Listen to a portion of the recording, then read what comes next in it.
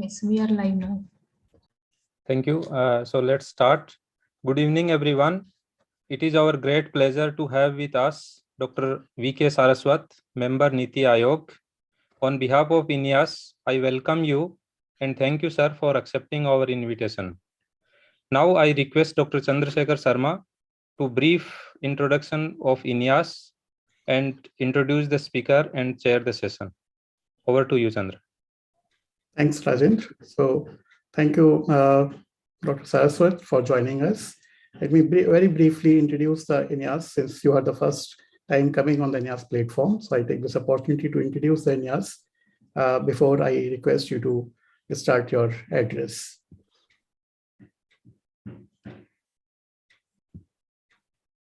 Rajendra, you can see my screen? Yes. Okay, let's start.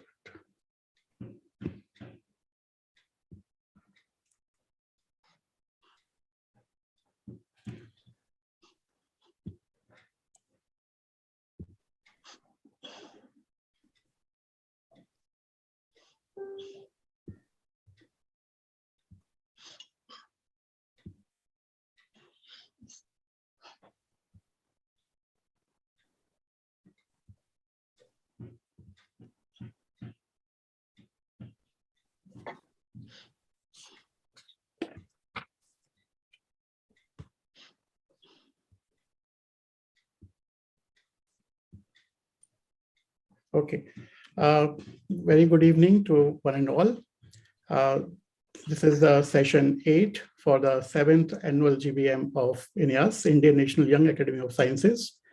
For the audience who are with us on YouTube and also for our speaker, Dr. K Saraswat, let me very briefly introduce the concept of INYAS, what we are doing, how we have started our journey.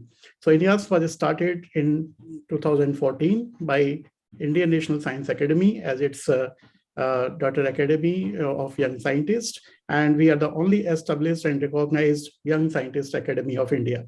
We started with the 20 members, which were chosen by the time by INSA as a young scientist medal awardee.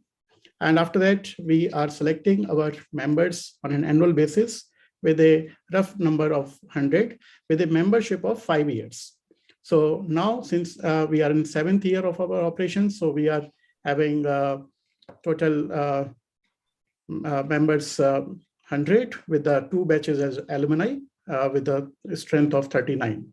So when INYAS was started, we had a mission of engaging in the interdisciplinary and intergenerational issues of scientific issues of young scientists with a vision promoting the science education and outreach, networking amongst the young scientists across India, supporting the young scientists in their career development and independence, building the scientific temperament across the country, and collaboration with the other young academies worldwide.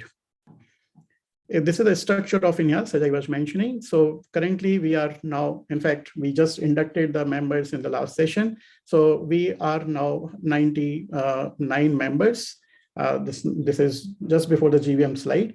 And these members, they elect the chairperson for 2 years. So I just completed my tenure for 2 years as chair, and Rajendra Thaka has taken over today as a new chair. We also elect 9 members as a core committee representing the different subjects like physical science, mathematical science, engineering science, chemical science, arts and physics science, like that. And again, their tenure is also for 2 years. And as I mentioned, we have a membership of 5 years, and now we are having alumni with 33 members, which is now increased just today. This is the National Core Committee of INYAS, which again is changed just before this session. But this is a core committee which was taking charge of affairs of INYAS in the last 2 years. And you can see that the gender representation and the institute-wise representation very balanced in the National Core Committee of INYAS. Some of the key initiatives of INYAS in last 5-6 years or 7 years, we have been organizing a very unique, fully residential meeting, NATFOS, National Frontiers of Science, which is supported by the PSA office. We also promote Indian science journals. For that, we have edited the special issues of Proceedings of INSA, and also edited a special issue of Popular Science magazine, Resonance, by Indian Academy of Sciences. And also we have started a lecture series on SIPP, Scientists for India's Past and Present. We do the scientific awareness in the local languages, and which is reflected in many of our local chapters and our newsletter in the regional languages. We celebrate National Science Day jointly with INSA, and also started celebrating the Women's Day from last year. This year, we are organizing a gender-wise workshop on the Women's Day. Organizing the technical symposium, workshops, and webinar is something very regular affair for us. And especially in the last 2 years, because of the digital platform, we have organized, I would say, more than 250 webinars on various topics, including on COVID and vaccination. We have also come up with a very innovative science outreach activities jointly with the other international national young academies. For example, Sci Art Image competition, where we put emphasis on scientific findings in an artistic manner so that it can be understood by the common public. And organizing the science outreach for the school and college students, this is our regular affair, which of course was affected a little bit in the last 2 years because of the pandemic. These are some of the key achievements. We have been we are representing young scientists at various other national senior science academies meetings like NASI and INSA. We have very active scientific collaboration among our members, and we do participate in the worldwide meetings of young scientists under the umbrella of Global Young Academy. In fact, our members, some of our members are members of Global Young Academy and also part of their executive committee. And in fact, our last chair was also co-chair of the Global Young Academy. We have published few white papers in this year, last 1 year, and those are related to the science policy and decision making. And several of our members are the top scientist awardees like Bhatnagar Awards, on Jayanti Fellowship, Star Power, and so many, and also on the editorial board member of international journals, as well as recently inducted as fellow of the senior academies now, especially after becoming alumni. So this is just a final slide to summarize the activities of INYAS in a very nutshell. We do the outreach activities in terms of remote area lecture and science camp, which are targeted for the school students. We do the training programs in terms of workshops and webinars targeting the young scientists. We do the community surveys, especially in the last 2 years and during the pandemic time. We have made several awareness programs on COVID and vaccination to targeting the general society. We are publishing, editing special issues of PINSA and Resonance, and some of our members are also part of the national task forces, as well as we have come up with some white papers in recent times. We do the liaising with the national young academies like INSA, NASI, and ISC, and also at the international level.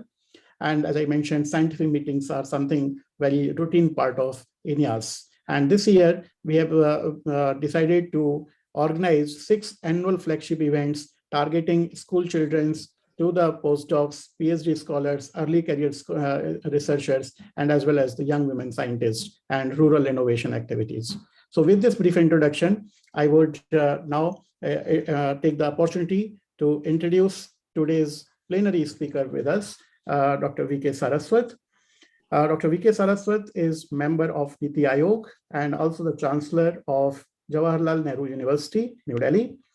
Dr. Vijay Kumar Saraswat, we call Dr. V K Saraswat, retired as a Secretary DRDO after more than 4 decades of government service.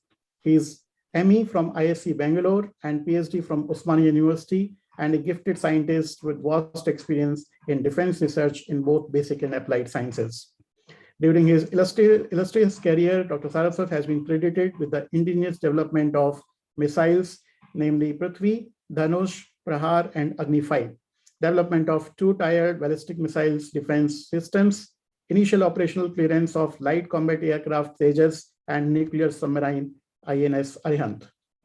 As Secretary DRDO, Dr. Saraswat played a pivotal role in establishment of the command, control, communication, storage, transportation, and deployment infrastructure for strategic nuclear assets to support the nuclear doctrine, flight evaluation of long-range subsonic cruise missile, long-range radars for tracking incoming ballistic missiles, command, control, and communication network, and development center for developing the offensive and defensive technologies for cybersecurity. At Homi Bhabha Chair Professor and Consultant to IOCL R&D, he was involved in a roadmap for the development of alternate energy systems by like clean coal technology, high efficiency concentrated solar power systems, bioenergy, and hydrogen-based economy. As chairperson NTPC R&D Advisory Council, similar alternate energy technology development plan has been prepared with focus on clean coal technologies and combined cycle system. Advanced ultra supercritical thermal power plants to work on efficiencies better than 40% and highly reduced greenhouse emissions. Dr. Saraswat initiated a program for the development of silicon photonics technology by setting up the Photonics Valley Corporation in Telangana. Government of Telangana initiative in collaboration with Photonics Industry USA. This will be a game changer for the next generation of networks like 5G and supercomputers. As member NITI Aayog, Dr. Saraswat initiated a program to develop methanol economy, water transportation, energy generation, and production of chemicals, fertilizers. Production agencies, academic institutes, and petro refineries have been brought on a common platform to leapfrog in the methanol economy. He also chaired a committee on technical textile and prepare a roadmap for the futuristic growth of technical textiles in India with respect to the promotion of industries for indigenous production of technical textiles and fibers such as carbon and aramid for strategic and ballistic needs. He also chaired a committee and submitted a report titled Roadmap for Make in India in Body Armor, release of Indian standards on body armor by BIS, R&D work on carbon nanotube. He led an empowered technical advisory committee for the development of national supercomputing service systems and also configuration and strategy for the development has been evolved and program has been launched as a multi-organizational mission. Dr. Saraswat is a recipient of many awards and most notable among them being Padma Shri in 1998, Padma Bhushan in 2013. He has been conferred honorary doctorate by more than 25 universities, the latest among them being Jamia Hamdard in 2018. Sir, it is our indeed immense pleasure and honor to have you with us as a plenary speaker in the 7th annual general body meeting of INYAS. May I now request Dr. V.K. Saraswat to give his address on this very important topic, science, technology, and innovation for economic growth. Dr. Saraswat, please. Good evening, and thank you very much, Dr. Sharma, sir, for such an elaborate introduction. I don't deserve all this, what you have said, but all the same, for the purpose of, I think, this forum, it was needed.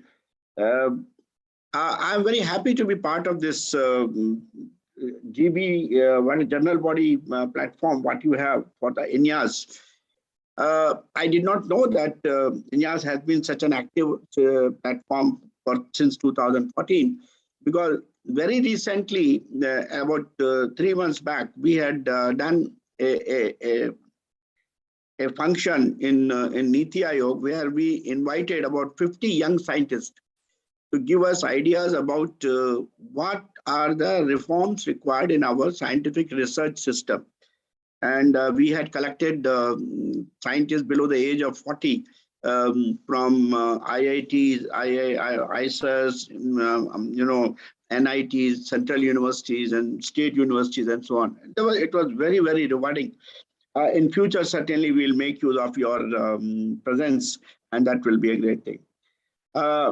I would like to greet all the members of INYAS and the new president, Mr. Dakar, and all the listeners today.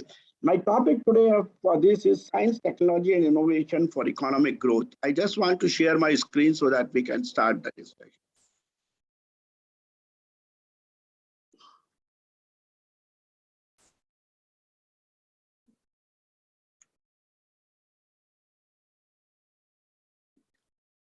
I hope my screen is visible.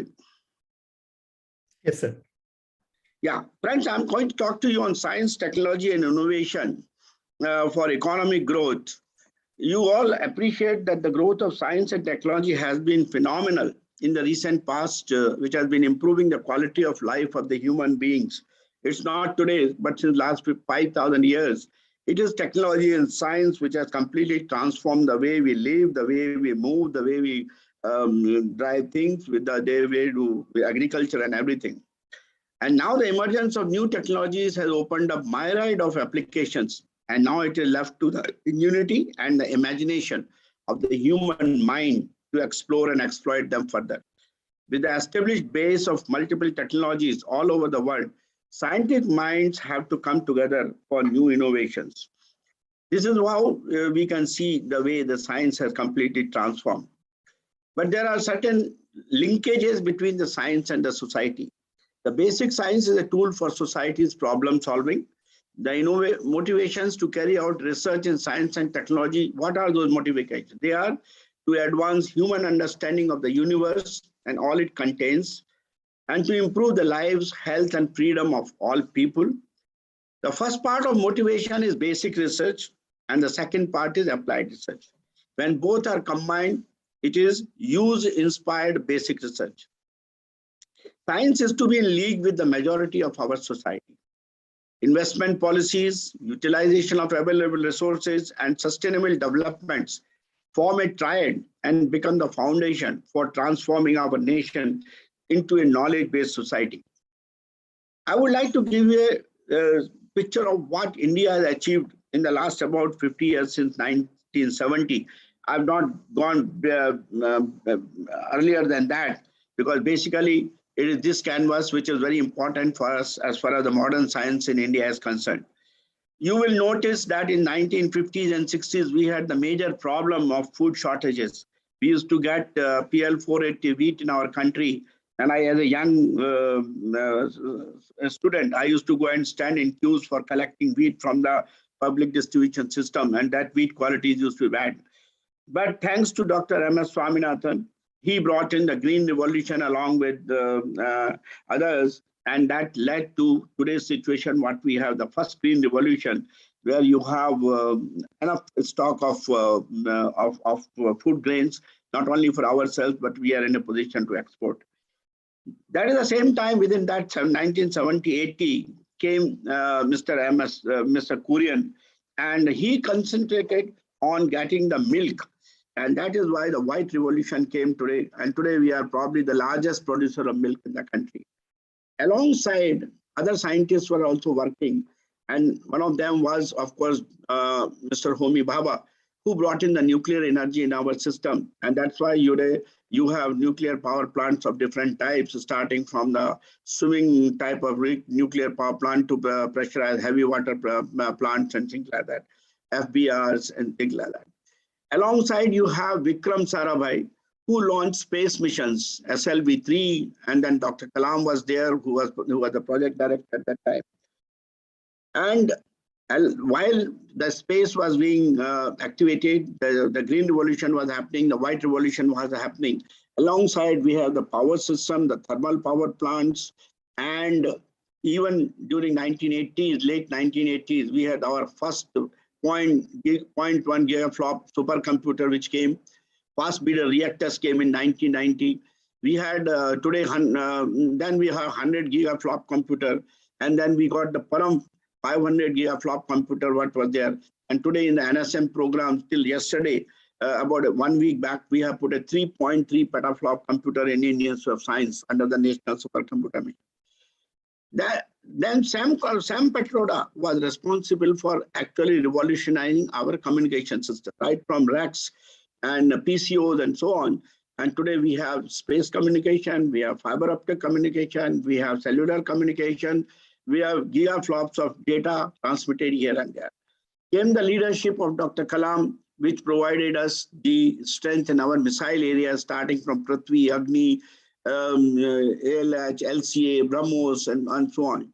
Today, the situation in 2022 is we are ready for the Green Revolution. We have petaflops of computing capability. We have IT and IT-enabled services whose export is in the region of $150 billion. We have Pharma Hub, which is also exporting about $16 billion. And we are entering into hyperplane kind of an activity. So the Indian science and technology has really grown in the last about 50-55 years to an extent that you are actually at par with the best in the world today and going leaps and bounds in all sectors. This is the kind of a situation we have as far as our capabilities are concerned. But the main problem is the science is a principal driver of change, because science-based economy is what we are looking for. Our Honorable Prime Minister, Mr. Modi ji, always says that we have to do science in such a manner that it will impact on the economy of the society, for the well-being of the people. So science has power to completely transform civilization. For some, science has made life comfortable and secure, but for others, it has meant death and destruction like nuclear weapons and so on. But you have social change coming through internet, you have environmental change because of your studies in environment and complete technologies which are polluting. Then you have healthcare and medical change. You have seen the impact of biotechnology in our country in the recent pandemic, when we were able to produce vaccines in no time, provide not only for ourselves, but the entire globe. So that is the kind of change which the science can bring. There are methods of actually driving the science, and those methods are basically how you look at the different aspects of science for the society's development. Actually, all of us have a scientific perspective of anything. We have a technological perspective of anything which we want to resolve. Then we have also look at what are the ecological, economic, and the political perspective of the similar situation. If we combine all of them, then we evolve what is called science, technology, and society for anything. And that subject, whether it is food, it's agriculture, it is transportation, it is energy, or anything which is required, then we look at that, these three combinations, and that leads us to decision making, and from that decision making, it results into action. So many issues in society involve science and technology together for the solutions what we are talking about. Friends, I would like to share with you what are the trends which will define the next decade of technology trends. About 25 technologies have been identified in this decade, which are going to make tremendous impact till about 2040 or 2050. One among them, which all of you are aware, is artificial intelligence and the machine learning, wearables and the augmented humans, intelligent spaces and smart places, cloud and edge computing, digital twins, Internet of Things, big data and augmented analytics, blockchains and distributed ledgers, digitally extended realities, natural language processing, voice interfaces and chatbots, robots and cobots, 5G and 6G, machine communication, machine creativity and augmented designs, drones and unmanned aerial vehicles. There's a tremendous amount of impact of this already being seen.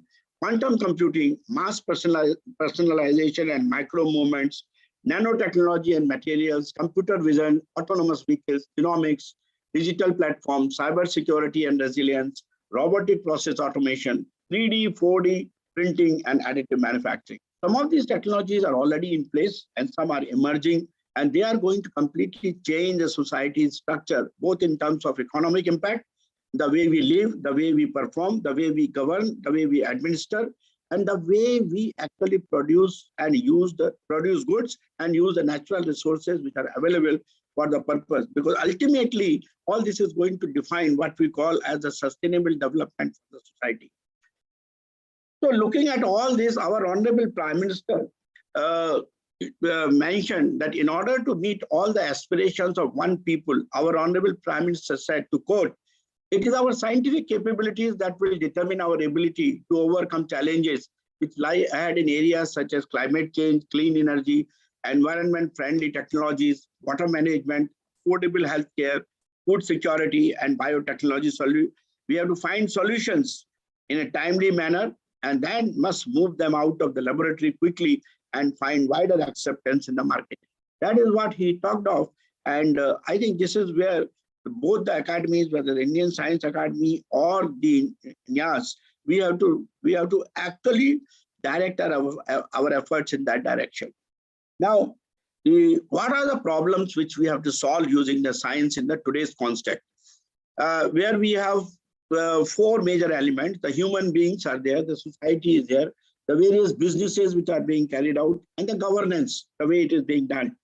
The major problems which we have to solve with the investment from the government and the private sector are population control, the city, their living, urbanization, and so on, the energy security, the environmental impact, which is emerging today as one of the major problem, healthcare, which we saw recently in the pandemic. What is the what is the extent work is required if we are to really face the kind of the kind of problems that arise due to the kind of pandemics and things like that, the safety of the human beings at all levels, and the new transport system.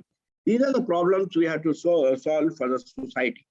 I will now discuss with you some of the technologies which are actually going to make tremendous impact and how they are actually changing. For example, our country is today involved in digital revolution because world is in that particular domain.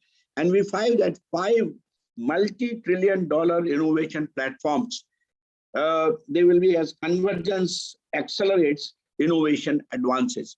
Each platform like blockchain technology, genome sequencing, robotics, energy storage, and AI will create multiple trillions in market capitalization over the next decade. And what they are going to do, for example, with artificial intelligence and the center, the genome sequencing, the blockchain, the energy storage, the robotics, all will actually change the mobile connected devices, the immune therapy, the genome editing, IoT, all of them are going to be completely transformed by the use of these 5 technologies. Another one which is actually happening is the evolution of the intelligent Internet of Intelligent Things. We have been living with 2G, 3G, and 4G systems so far.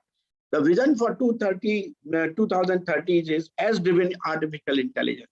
So 2G, 3G, 4G with the Internet of Things will give way to the enabled by cloud AI, in which Internet of Intelligent Things with 5G as a communication network will thrive. Then you will have enabled by AI again, but instead of cloud, it will be enabled by edge AI, where intelligent Internet of Intelligent Things will emerge, and you will have the 6G network as far as communication is concerned.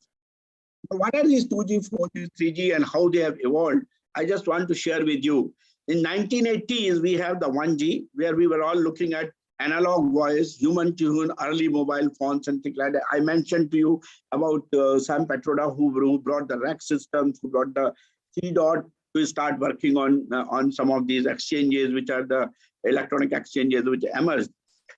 So 1990s, we had 2G, which is the digital cellular communication, which is low speed data, voice, and some text.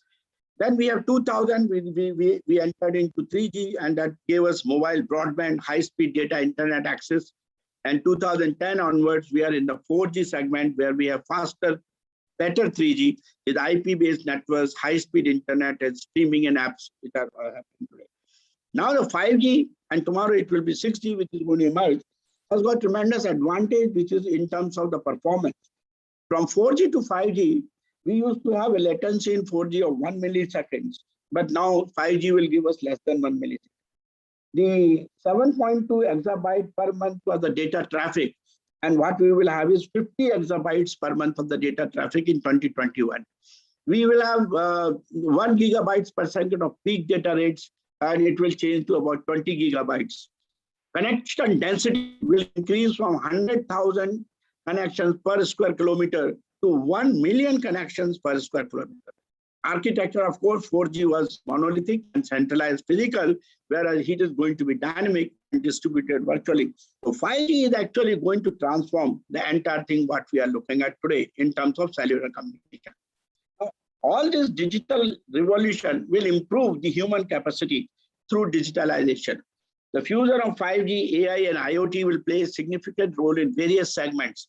One among them is transportation and logistics. This driver assistance and traffic monitoring systems will emerge. Self-driving vehicles in many of the countries are already being experimented. Deliveries by unmanned vehicles in our own country, we are seeing this in the recent pandemic. In Telangana, we were able to now transport between Raichur and some other village within about 40 kilometers, the vaccines and that fact. So this is already emerging as one of the very strong platforms. Industrial operations are also getting modified, getting automated. Remote control of the industrial tools and robots is taking place. Remote inspections and maintenance and workers training is being done already. And we have already seen the impact of remote learning, remote work from home during this particular pandemic. And all this will actually emerge as Industry 4.0, wherein you will have robotic automation and machine-to-machine learning. All that will start and becoming the order of the day. Healthcare pandemic really demonstrated how the communication networks and the apps can be made use of for healthcare.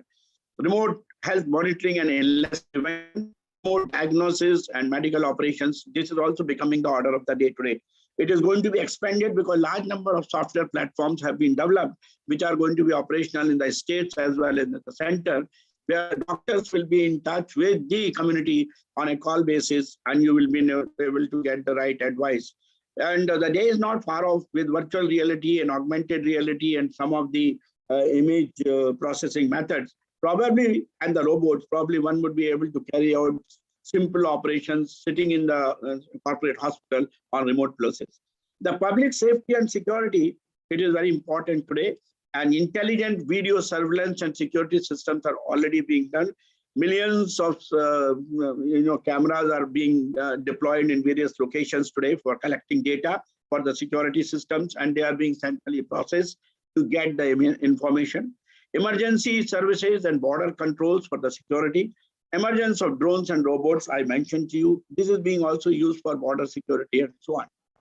E-health, which has emerged in a big way, has got different features like messaging module, mobile apps, e-learning, individual care plans, then cooperation where you can carry out examinations, interface with the patients, multidisciplinary consultations you can carry out, and you will be able to do even research and analysis. I was very happy to see in the Sanjay Gandhi postgraduate college in Lucknow when I visited, how the classes being done at Pondicherry or AIMS, Delhi and all were integrated and shown to the medical students in Sanjay Gandhi. And they were able to do the visualization of the operation theaters and things like that, how the operation being conducted. This is a very important tool which is emerging. I think telemedicine and telehealth is going to be the order for the next 20-25 years. Energy is another segment which is really making a tremendous impact, and the technology is really making sure. We know that our main aim today is to make clean energy, the green energy and so on. And for that, the offshore wind is one of the methods which have been identified, but it is unlikely to reach cost competitiveness in this decade. Solar has already made a tremendous impact. We have almost about 150 gigawatts of solar installed today. But cost parity has also been, and competitiveness has been weak. But then solar still has only one problem of availability into 24/7 because of the sun's variations. Advanced biofuels, like I mentioned to you in my introduction, it was called methanol economy, ethanol. These are all becoming reality today, either in the blend forms or 100%. Advanced biofuels are moving rapidly down the cost curve. The cost is coming down. They will be cost competitive in the next few years. Clean coal technologies and carbon capture and sequestration. In fact, recently our Honorable Prime Minister announced the green hydrogen mission, which is the future fuel. But in the present context, because all our thermal power plants, steel plants, cement plants are the bulk producer of carbon dioxide. So it becomes important for us to work on carbon capture sequestration, which is critical for carbon abatement, but it is also a challenge on many fronts and will not be viable without a significant price unless we give to the carbon emissions. We have to provide carbon credits, and that will bring down the cost, and that will also enhance this particular technology by bringing carbon capture, utilization and sequestration. Electric vehicles, EVs became economically attractive for lead market segments today. But then you have still the problems of lithium-ion batteries. Lithium-ion battery costs have come down, but you still have a problem of non-availability of lithium in India, and hence we are import dependent. And that's why our lithium-ion cell batteries have not yet come up. Without significant declines in battery costs, long payback periods will be barrier to rapid growth more broadly. Dr. Kalam used to work on space solar power. His intention was to provide solar panels in the space and transmit beam the solar energy through the microwave or laser onto the ground and then distribute. This actually requires low cost of satellite launch. Today, the cost of launching satellites is in the region of $40,000 to $30,000 per kilogram, unless it comes in the region of $300 to $400 per kilogram. This kind of very interesting configuration for solar power may not be possible in the near future. But certainly it is an area where we have to work on. hydrogen economy is really the emerging economy today, but then costs have to be brought down to become affordable for electrolysis, that is the production from the water, and the storage at high pressure and liquefaction and transportation through pipelines and the trailers and so on.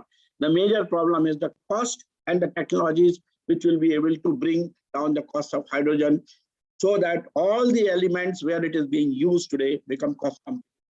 But the most important thing which needs to, where our focus should go, is the concentrated solar power. With large-scale deployment of CSP will become cost competitive in this decade.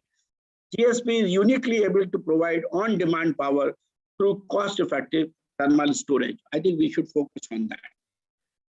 Another area is that because we have multiple variety of power generation systems, we have thermal power plants, we have nuclear power plants, we have wind energy, we have solar energy. All of them have got different timings, different phases, and they are all connected to the grid. Now, for the grid to give a performance which will meet the requirement of uninterrupted supply of power to all the system, it becomes important that the grid becomes very smart. So it should be able to take electricity from whichever source is coming and compensate for the load variations. For which remote wide area monitoring systems with communication network as well as the power networks with grid automation, intelligent substations, smart switching and distribution and automation, all this has to become part of the smart grid operation, both for the residential purpose as well as for the commercial purpose. Now, this will certainly give you a distributed energy management system. It will also lead to smart buildings and industries which are there. And even when the e-mobility will come, you will be able to do the car parking as well as electric vehicle charging and so on. So the power network and the telecommunication network working together will be responsible with, of course, the technologies for grid automation, load sensing, and also supply demand matching and all the high speed switching and distribution automation. All this will have to be part of the smart grid operations as far as technology is concerned. All of you must have been talking about the Internet of Things. I don't want to spend much time on that, but Internet of Things from connection to benefit is very important because you will be able to get what is called device connection, IoT devices, IoT connectivity, embedded intelligence. You are in a position to do data sensing today. You capture the data, sensors of different kinds, and then tag, then storage, then communicate, focus on access networks, cloud, edge, data transport. Then data analysis, which is one field which is emerging in a big way today, where big data is analyzed with artificial intelligence and cognitive analysis, and at the edge can be carried out today. Then after with data, you are able to analyze to action, create APIs and processes which are for actionable intelligence, which ultimately leads to the human value in terms of, I mentioned, to smart grid, smart buildings, and so on and so forth. The multiple applications of Internet of Things are home and building, for example. In the home and building, you can use for the intrusion detection systems, monitoring and control of internal building environment, the structural health of buildings and bridges, transportation, traffic congestion control, connecting cars, health. I already mentioned to you where you can do patient surveillance, UV radiation monitoring, monitoring of medical records, and so on. The precision agriculture is one area which is going to really make a difference. In fact, second green revolution, if India is going to embark on that, will certainly require Internet of Things for precision agriculture, where you will be able to give irrigation to the required amount, no flooded irrigation. You will be able to give the pesticide and the insecticide and the fertilizers with the right amount at the right place, and variety of things that can be done. Detection of the illness, variety of things will happen to the precision agriculture.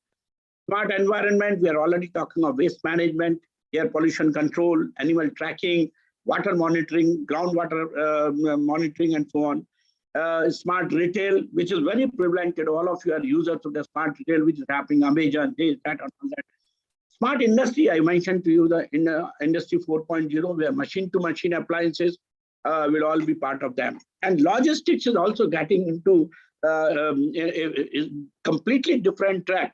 With the tracking of the fleets, whether it is ship fleet or the truck fleet or anything, quality control of items. So Internet of Things is actually making a major difference as far as the society is concerned. And there are a large number of application domains, particularly, and the Smart technology can be broken into 9 different areas: smart energy, smart buildings, smart mobility, smart technology, smart infrastructure, smart governance.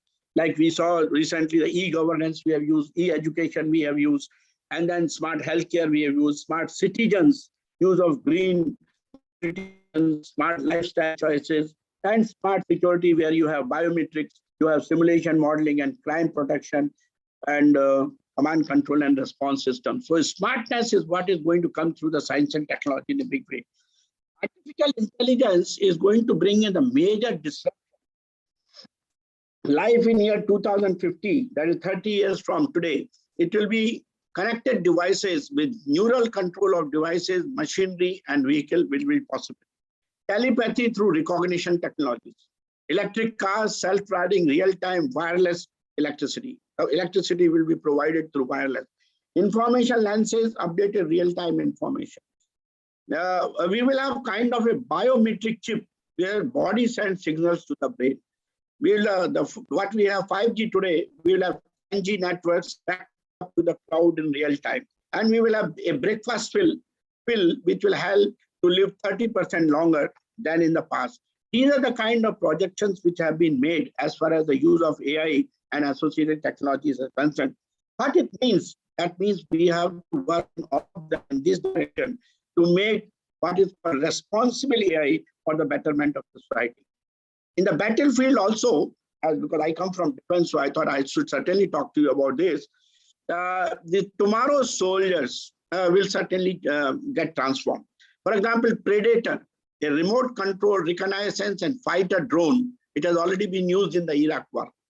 The Swords, a miniature combat robot which is equipped with cameras and a machine gun and guns on the caterpillar tracks, which can be used. The Gladiator, a combat robot, its modular design will allow it to be fitted with mission-specific payloads in the future. Then unmanned fire scout, like we are talking about unmanned vehicles, a helicopter, a laser targeting device will even allow it to land on the deck of a warship. Micro air vehicles, just about like a mosquito. These tiny flying machines, just 33 centimeters in diameter, are currently being tested as reconnaissance and drones. And also the big dog, a walking robot, will be able to carry all sorts of cargo in the future in the battlefield. So these are the kind of unmanned stealth fighter jet. Stealth means it will not be detectable by any means, including radars and other methods of detection. Designed to be capable of remaining airborne for more than 10 hours. That will be the kind of endurance it will have. So these technologies are being tried out, and many of them have become reality in the battlefield. India has also launched a quantum computing program, and quantum computing applications are going to really come in the way in the next 10 to 15 years. India's quantum computing program, which was initiated by the Department of Science and Technology, is on a hub and spoke model, where the hubs are the various institutions like IITs, and around them and ISers, and around them there are central universities, small universities, colleges, which are being asked to carry out work on the quantum computing application. Now, quantum computing has a potential for cybersecurity, drug development, financial modeling, communication, better batteries, cleaner fertilization, and so on.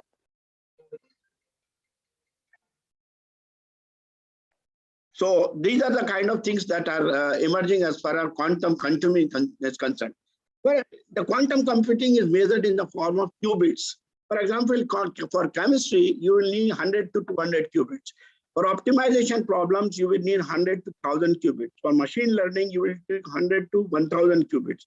Material science, you will need again 1000 qubits. And there are unknown problems where you will need hundreds of thousands of qubits.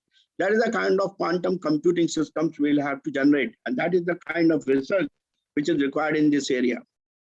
The science and technology is actually making a tremendous impact as far as the manufacturing sector is concerned. As I mentioned to you, it was basically the industry 4.0, because the growth in terms of the stakeholder value has taken place from 1918 onwards, when we were actually working on traditional manufacturing, cutting the material and making things out of it, traditional manufacturing. Then we came to lean manufacturing, where we focused on waste reduction based. Then we came to green manufacturing, where we were looking at the environment so that we don't pollute. 3R based systems. But today, we are all talking of 6R based system, which is sustainable manufacturing, where innovation is involved. And what is sustainable manufacturing? The innovation elements are remanufacture, redesign, recover, recycle, reuse, and reduce. We want to minimize the natural resources so that sustainability is achieved, because we don't want to deplete all our natural resources. Otherwise, they will not be available for the future generations. That is what we have to make. There's a need for a sustainable development. Why? Because over-exploitation of natural resources. 1 million species on track for extinction today because of over-extinction. The decline of more than 60% of the world's marine fisheries is taking place. Climate change, you are aware of that. Increase in atmospheric temperature and extreme weather conditions events are taking place. Rising sea levels, where extinction threat to small islands, nation due to climate change. Then, of course, scarcity of resources. Food production needs to be doubled over the next 40 years at a time, because the population is going to be from 6 to 7 billion today to about 9 billions to 10 billions. This kind of a food will not be adequate. So when almost 23% of the world's agricultural land has been degraded, land is degrading, and the requirement of food is increasing. Nearly 2/3 of the world's population will be living in water-scarce, water-stressed area by 2025. In fact, India has to be very careful on that, because India has about 16 to 70% of the world's population. But in terms of the fresh water, Indian freshwater resources are only 4% of the total freshwater resources of the world. So we are actually a water-stressed nation. Now, for sustainability, what changes in the science and technology are required? Bringing together environmental science and development science through research on nature and society interactions. We'll have to be concerned for enlarging scientific capacity in developing countries and providing scientific support for local action. We have to bring that. And we have to see science that is integrative. Natural and social science, sectors of human activities, scholars and practitioners all have to be integrated. Science that is fundamental. So scale, nonlinear processes and complexity have to be studied. The unity has to be maintained between the nature and the society. Science that is regional and place-based, where people and ecosystems are, where a transition can happen, where integration takes place, where complexity is understandable. We can't wish it away. We have to give priorities today because of the limited resources, and hence there are certain sectors of exceptional importance where the market is unlikely to produce the desired results. So we have to make, for example, alternate energy sources, clean energy, design and make in India, as our Honorable Prime Minister has mentioned, defense and aerospace sector, IT and enable health, support electric vehicle, ethanol economy, gasification combined cycle. Then, of course, I mentioned Internet of Things, smart cities, smart additive manufacturing, high-speed railways, cyber secured India and digital world. So these are some of the priorities we have to talk about. In addition to doing science and technology, merely for generation of knowledge is not enough. We have to actually convert that knowledge into innovation. So creativity is idea generation, and innovation is implementing ideas in ways that create economic value in your business world. That is what we have to do. Today, countries understand that innovation is fundamental to economic well-being and finding new ways to advance their innovation agenda. Honorable Prime Minister Modi ji said during Indian Science Congress that our long-term global competitiveness will depend not only on replicating what others have done, but will emerge through a process of sustained development and innovation. Innovation, all of you know, has got two elements. One is creativity, another one is value chain. It's all about adding value, right from discerning an idea, developing it, clarifying it, verifying it, and that is the creativity. But then implement, market, and sell becomes the value addition. So we have to do what is all about value. So innovation is all about implementation and generation of value. What is the status of innovation today? We had the sixth wave of innovation running today, starting from the first wave of innovation, which was in the 1785 to 1845, where we have first wave, where we are iron, water, power, mechanization, textile, commerce. Second wave, where steam, power, railroad, cotton came. Third wave, where electricity, chemicals, internal combustion engines came. Fourth wave, where petrochemicals, electronics, and aviation came in 50s and 90s. Fifth wave is what actually is on also, digital networks, biotechnology, software information technology, and so on. But sixth wave is most important, where sustainability, radical resource productivity, whole system design, biomimicry, green chemistry, industrial ecology, renewable energy, green nanotechnology are the areas to be focused on. Innovation, of course, all of you know, it's all about creating an idea, then you develop it, you get inflated expectations, but when you start to replicate it, repeat it, and prove it, you run into problems, and that is where you come into what is called value of death or the trust of disillusionment. And to pull you out from there, you need the necessary resources, necessary the support from the ecosystem. Then you overcome that and come to the slope of enlightenment, and finally go to the market and get the plateau of productivity. There has been a lot of ideas about how the innovation should be funded. It is a very straightforward system, and today India is also following that the basic research, there are two curves shown here. One is a black curve and one is the brown yellowish curve, in which you will see the black curve is all about the investment by the government, and the brown one is all by the private. And you will find that the basic research all over is funded by the federal government. The translation research is partially funded, very small amount by others, but mostly by the public and private, where you do what is called quasi-open innovation. And as we transfer from translation research to regional startups and incubators and regional, I think the participation and the investment from the private increases till you become into the companies when you go into 100% investment from the private companies and the government and the companies who are interested in making those products. So this is the kind of ecosystem we have to work on. I want to share with all my young friends that the one way of doing innovation is to go for design thinking. Unless you do the creativity techniques you follow and go into the design thinking mode, you will not be able to add value. Now, what is design thinking? Design thinking is all about finding simplicity in complexity, beauty as well as functionality, improving quality of experience, creating elegant solutions, serving the needs of the people. And it's not, design thinking should not be taken that is only about product. It is at the core of effective strategy development and organizational change. Design can be applied to products, services, processes, physical locations, anything that needs to be optimized for human interaction. You can design the way you lead, manage, create, and innovate. There are 8 steps for design thinking. Discovery, where you choose an affirmative strategic topic, gather data, understand and empathize with unmet needs.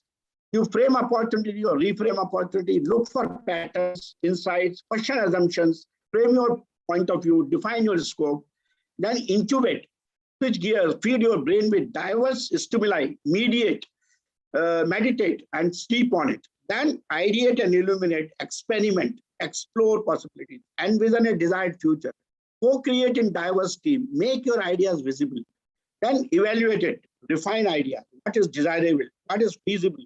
What is viable about that idea? What are the constraints? Look at all of them. Then do rapid prototype and testing. Think big, act small. Fail fast so that you learn more, learn from end users and refine.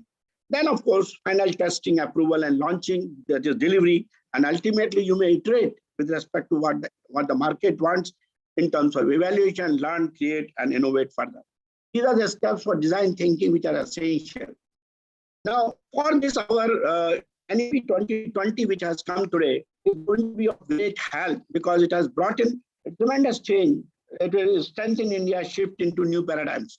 For example, use of technology and various upcoming tools to enable anywhere, anytime learning.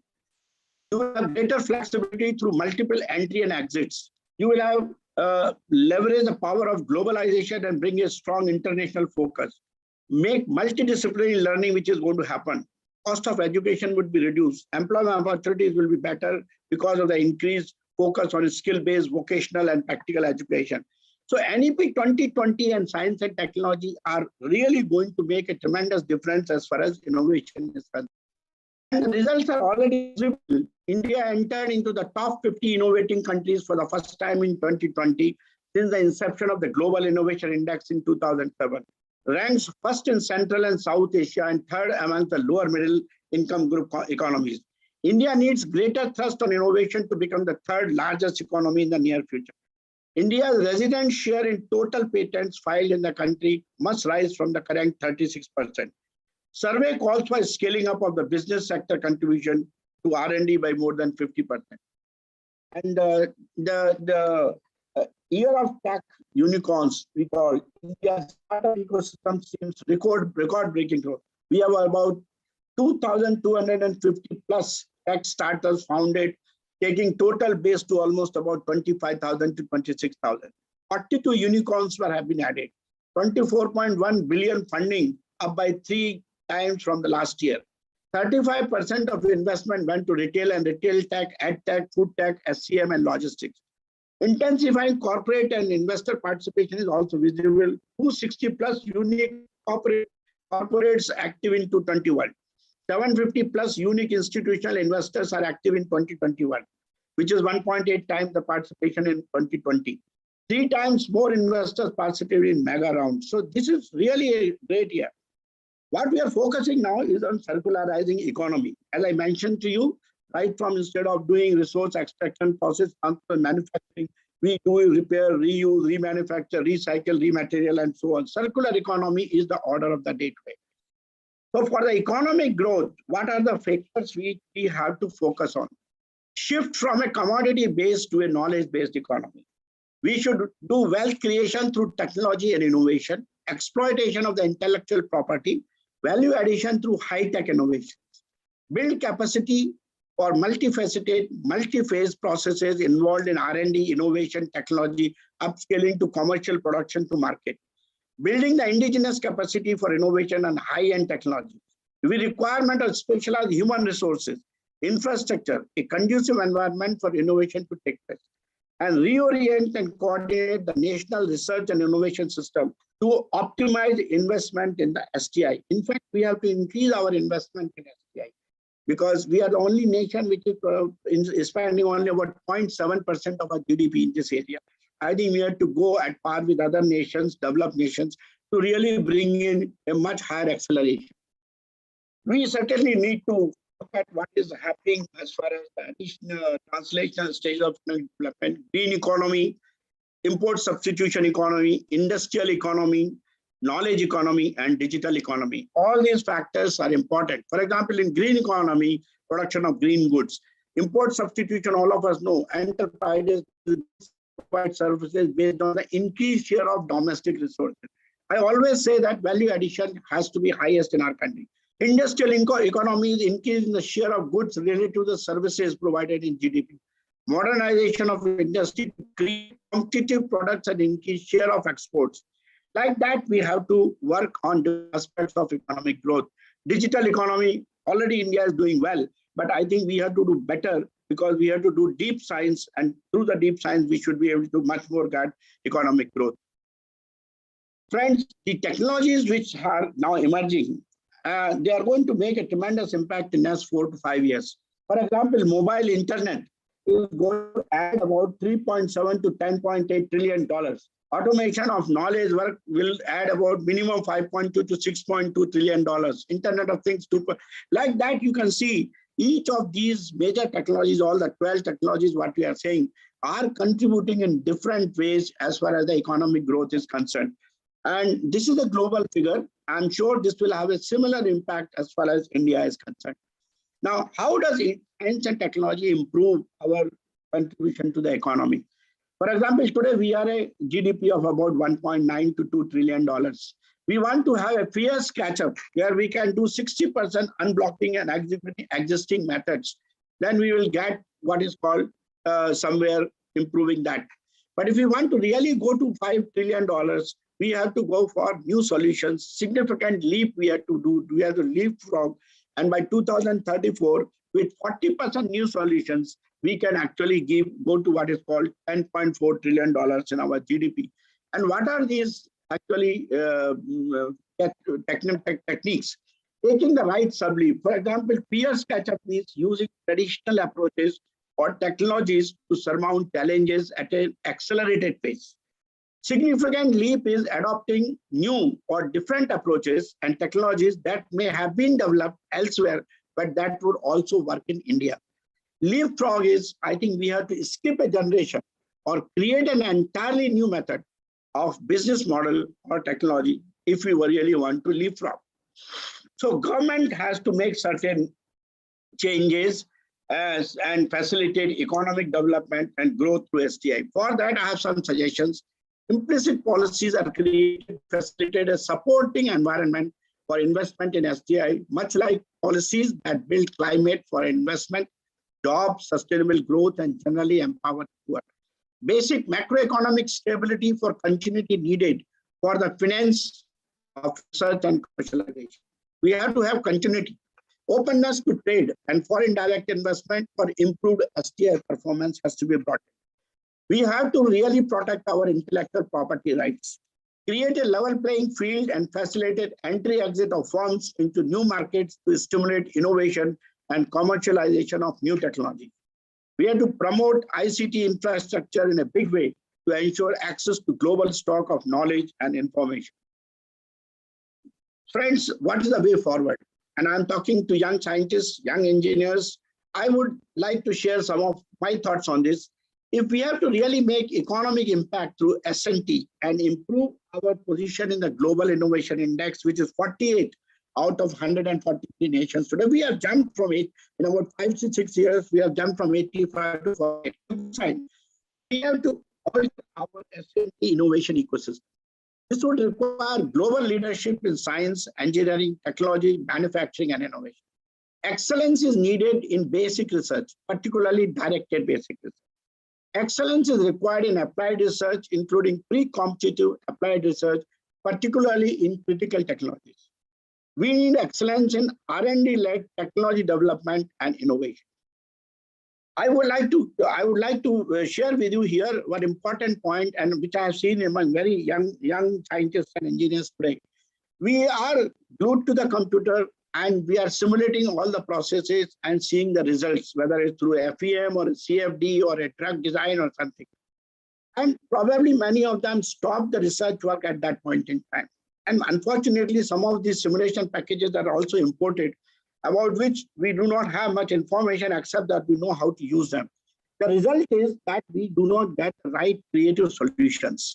We have to really continue to have what we call design, simulate, build, test, evaluate, verify, and if you don't find it meeting the performance, come back to the drawing board and go to.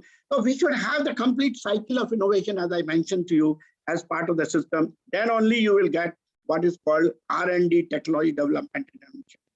I see a lot of innovation in service sector today. I've seen fintech, I've seen retail tech, I've seen e-governance, many things. However, wealth can be created only if we excel in engineering innovation. Deep science, deep engineering innovation is what is lacking in our country. This should be our area of focus. For this, we should develop high quality design and manufacturing skills. I urge all the students, all the scientists, researchers who are present there to follow this approach to development of science, technology, and innovation. Then only we can really make tremendous impact, as I have described in my earlier slides. Finally, I would say, building on science to see the future. Building on science to see the future, and through collective actions to have the future we want. That is the message I would like to deliver. Wish you all the best, and I hope my talk will enlighten you with some ideas which you can carry into your lab and contribute to the economy of the country. Thank you very much. Thank you. I'm sorry I exceeded the time, but. No, it's absolutely fine, sir. Thank you. Thank you so much, sir. I think it was very, very comprehensive talk. You have really touched all the aspects of science, technology, and innovation, and connecting it to the nation's progress directly. You started with the outlining the pursuit of the science for the humanity, and you discussed the trends which will define the next decade for the country. And you also highlighted IoT-based technologies from connections to the benefits of the public. You also talked about the smart technology in the various areas, including talking about the disruption by the AI technologies in near future. Quantum computing, that has really been coming big way, and you really touched upon that also. And you also shown a way forward for the new innovation ecosystem, including the design thinking. I think, I agree with the Honorable Prime Minister that this is really the Amrit Kal for the India. And I'm sure that in this Amrit Kal, the young scientists and the Young Scientist Academy, INYAS, will also play a very key role under the guidance of NITI Aayog. So we have few questions. If you allow, we can take few questions. Sure. Please go ahead. Sure. So we have a question. It's a great privilege to listen to you, Dr. Saraswat. My question is on geopolitics of technology, as there is increasing competition amongst the nations to gain technological edge and achieve the technical supremacy. What should be the India's strategy to build international partnership in emerging technology areas? What should be the focus area and geographies? What kind of partnerships need to build with the developing countries and the developed countries? I think we are doing well with respect to our collaboration with international bodies. Recently, if you recall, we had conducted a session with almost about 3,000 to 5,000 NRIs who are spread across the globe, right, from America to Europe and France and other places. And we discussed the ways and means of what collaborative research we can do, and how do you invite them into in our country to bring the kind of technologies what they have developed and identify areas of mutual interest and give shape in India. So that's where we say that bring the expertise available outside to work with our Indian scientists into the in the Indian institutions to develop the next generation of technology. That is one way. That is one which our Honorable Prime Minister feels that this should be one of the methods. Other than that, of course, we have multiple platforms where we are inviting the established scientists to work in the under the schemes of the Department of Science and Technology to focus on different areas like quantum computing, energy research, genomics, and things like that. Third is finding international platforms. For example, today we have International Solar Alliance. We are also looking at International Hydrogen Mission. We are looking at technologies which will work globally. The Q4 and P4, what we are talking of is US, Japan, India, Australia, and UK. We are all working to establish a platform where these geographies will shake hands with us to develop the next generation. So I think many ways are being tried out. Many geographies are being talked of, but I think there is no other shortcut other than to increase our indigenous capability in the big way. Because if you are capable, then there will be more and more people coming to shake hand with you. If you are having too much of weakness in your internal system, then people would not like to come and shake hand with you. Inherent strength and capability is the basic requirement for extended collaborations.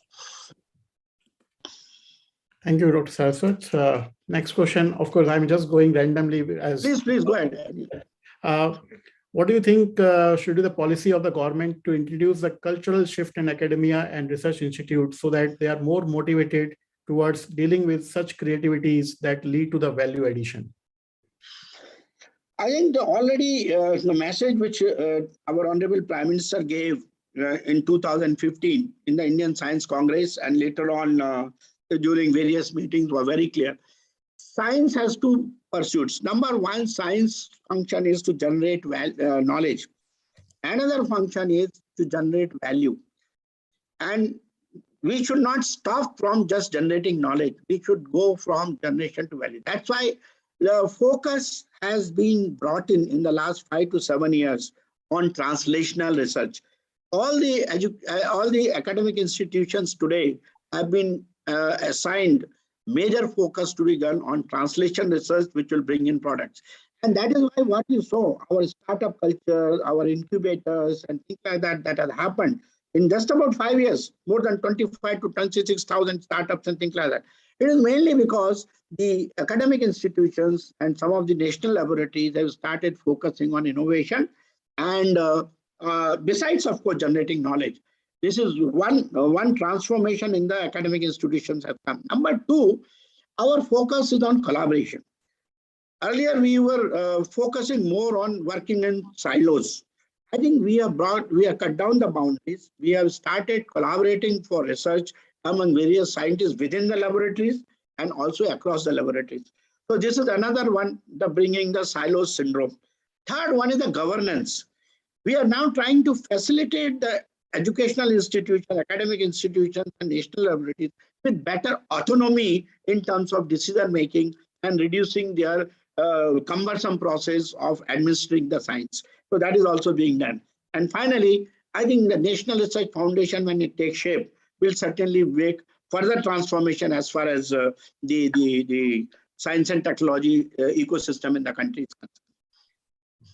So as you mentioned about the National Research Foundation, so one of the questions is also about that. So what is the status of National Research Foundation as announced in the budget speech? So yeah, I think we are already at the cabinet note is being circulated. There are certain issues with respect to the configuration and things like that, because the basic thing is we do not want to tinker with the established system today of DST-enabled science and technology research ecosystem. For example, SCRB and some of these schemes which are already existing. So we are looking at a completely different approach which NRF will take. And I personally have advocated that it should be on a advanced technology research, number one. Number two, we should have a system like DARPA. A DARPA kind of a system where challenge mode research will be done on highly futuristic technologies and techniques. Third one is that we should also look at how to improve the state universities, the R&D system in the state universities, which is being probably not given that much focus by the present system of S&T innovation. So we are looking at many of these parts. We have made a paper. It is now undergoing scrutiny by the cabinet. It should see the light of the day in near future. So next question is, what do you think about the blue economy since Government of India has announced Deep Ocean Mission? Yeah, I think this is a very important part because we have the major problem is in terms of, as I mentioned to you, rising levels of sea. We have also seen that we are not actually making use of the lot of opportunities which are there in the sea in terms of, except for food and maritime navigation. We are not spending much effort on that.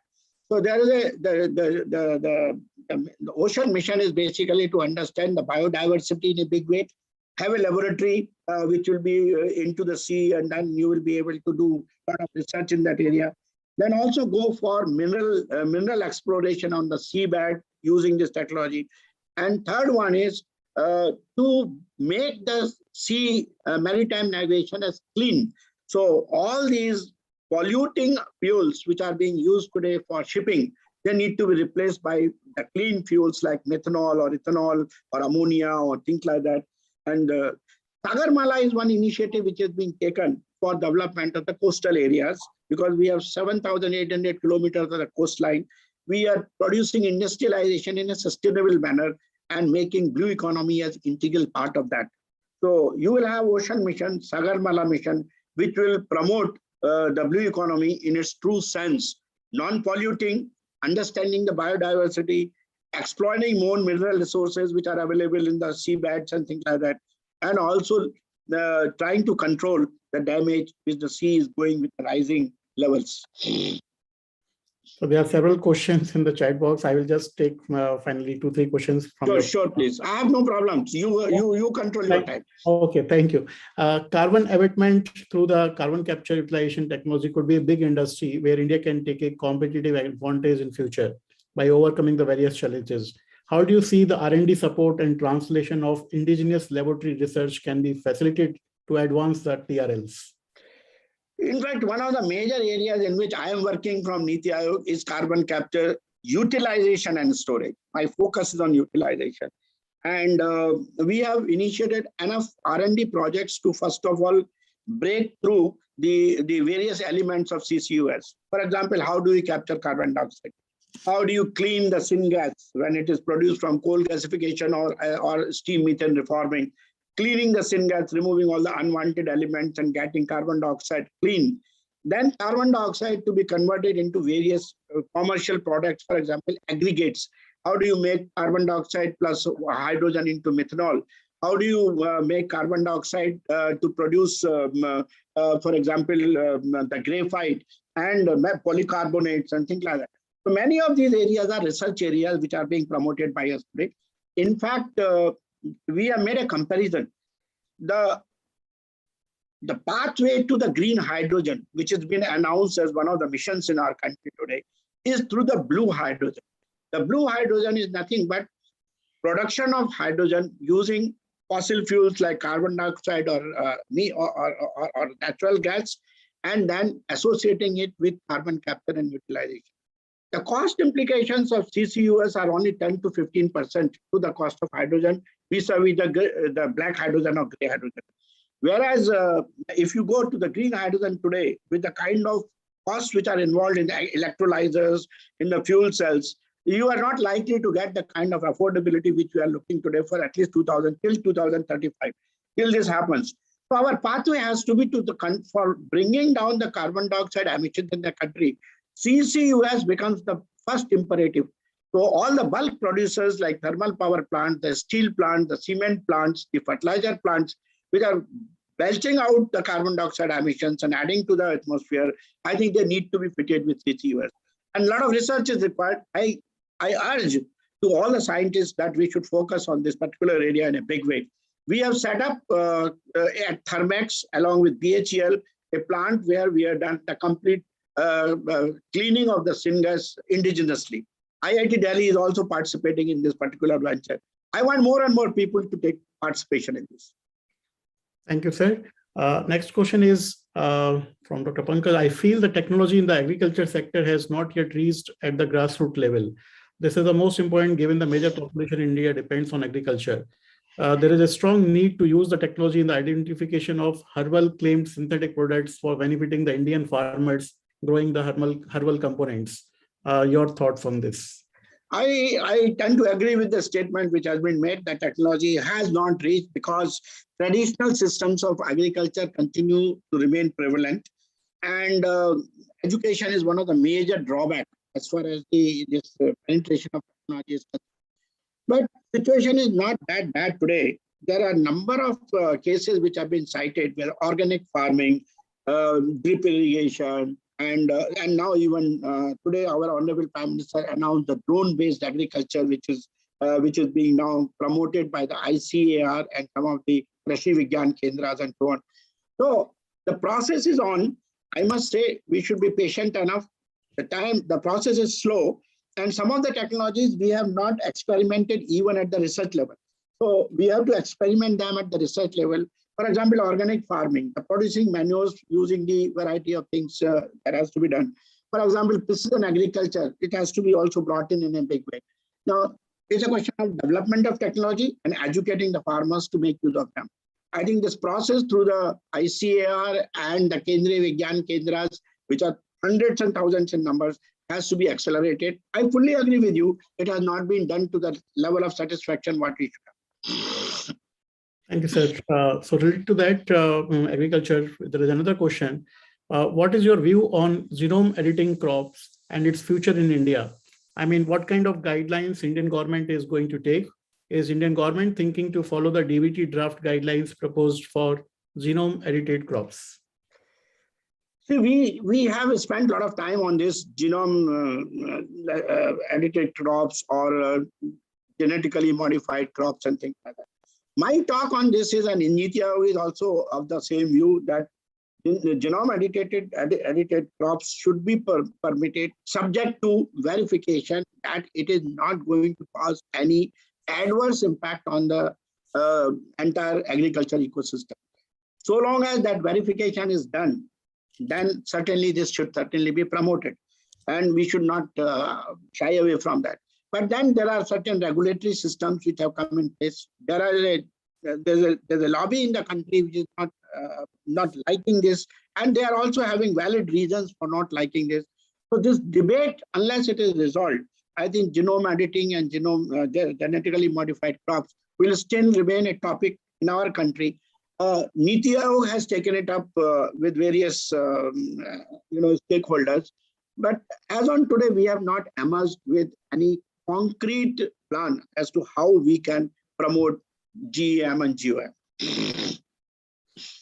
Thank you, sir. So I think in the interest of time, we will limit the discussion here. And I request now Dr. Rajendra to conclude the session and give the vote of thanks. Thank you, Chandra. Thank you for nicely conducting this very important session. On behalf of INYAS, it is my pleasure to present vote of thanks to Dr. Saraswat. Thank you, sir, for a very informative and telling us about many aspects of science, technology, and innovation for the growth of economy of our country. You have included many initiatives of Government of India and NITI Aayog in this direction. And we, as INYAS family, are really grateful to you for your presence in this 7th GBM of INYAS and enlightening us on these different aspects of science, technology, and innovation for economic growth. So with this, I thank all the participants also. And I would like to request Professor Saraswat to give us time for the physical meeting with you. This is my request as new chair, the first request, so that we will also discuss about the opportunities where we young scientists can contribute to the growth of economy and to the science and technology and different initiatives of Government of India. Let me tell you that in INYAS family, we have members from different basic sciences, as well as engineering sciences, medical sciences, agriculture sciences, and recently we included others category, including science, communication, and policy.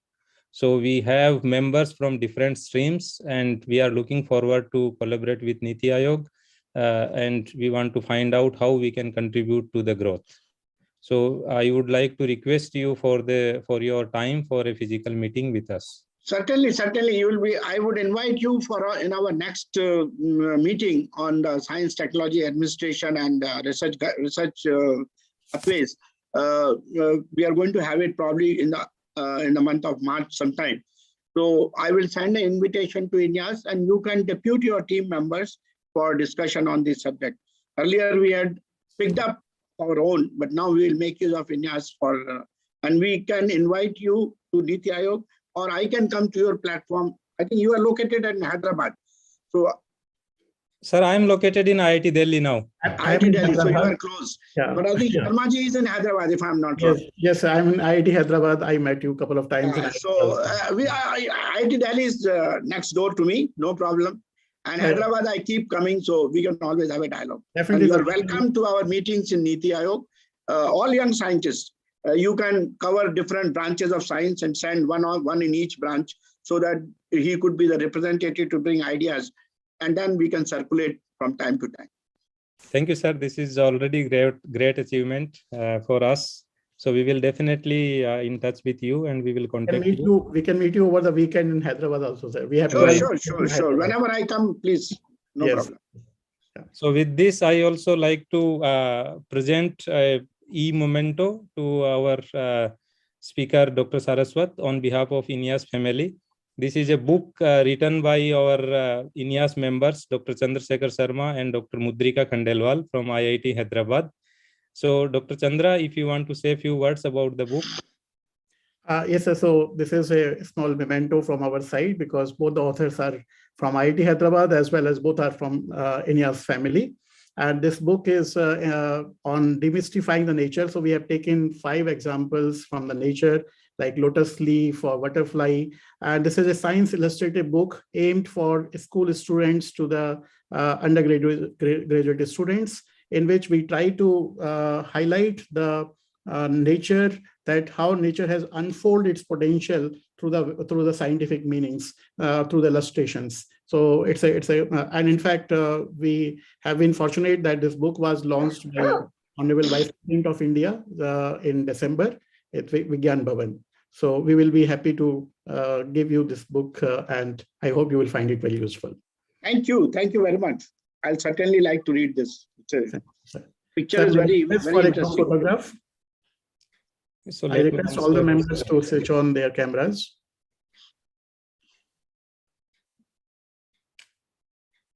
I think your visit to IIT Hyderabad is also pending. I think you came last time. Yeah. Pure I'm energy. your distinguished professor. I have to come. Yes, absolutely, sir. Yes. I was talking to Nishant. I'll make it probably next month sometime. Yes, I got connected with you through Nishant only, and of course I met you during the ODF also when you used to come more frequently that time. Yes, sir. Madhvi, we can take the picture. Yes, sir. Both the frames, huh? There are 2 frames. Mm-hmm.